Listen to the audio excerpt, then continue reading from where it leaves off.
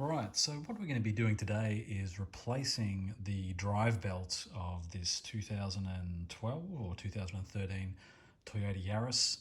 It's got a 2NZ FE engine, so this is a drive belt associated with that. This is the drive belt here that we're going to replace. So a couple of things before we get started. To replace the drive belt, we'll need to loosen off the alternator, and there are two bolts to do that. So this bolt here, which I actually already marked the position of where this alternator will need to come to keep enough pressure on that drive belt. So we'll loosen that bolt up. There's also another bolt down here. Hang on, let me just get a torch on that. Might be a bit hard to see. But there's another bolt here that needs to be loosened as well. This is a 12mm bolt. This is a 14mm. So both of those will need to be loosened. So what do we need to get the new drive belt on? Of course, we need a drive belt. I hear that's pretty important.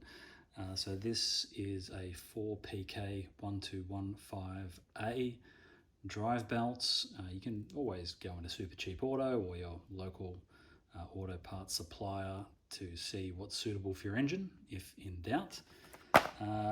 We've got good old trusty white Crayola just to mark where that bolt needs to be loosened off from the bracket, which we've already done. Of course, a 12mm ratchet spanner. It's a bit tight to get in there sometimes, so these ratchet spanners are good, but you might be able to do that just with your own spanners.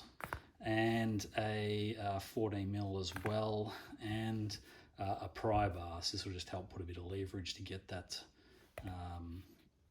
alternator back in place.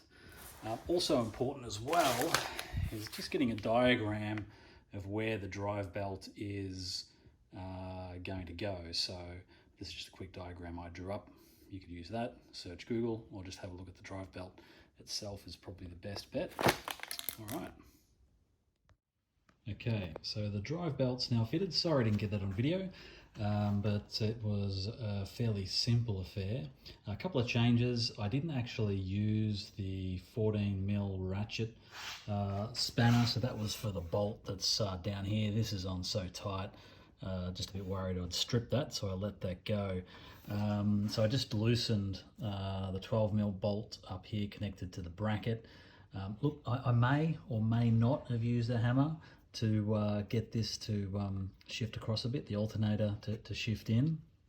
But once that was shifted in on the bracket, close to the end there, this just slipped off pretty easily. Put the new one on. Now it is a bit fiddly getting down to the bottom there and putting it over the wheels at the bottom. So what I did is I actually got the car up on a couple of jack stands, got underneath with my torch and just made sure that was fitted correctly. So once that was fitted as per the diagram, double checking of course, used a pry bar and just used that pry bar in here and against there, use that for leverage to pry this back into position, back to where it was marked, and tighten that bolt up. Gave it a test start and Bob's your uncle, all worked fine.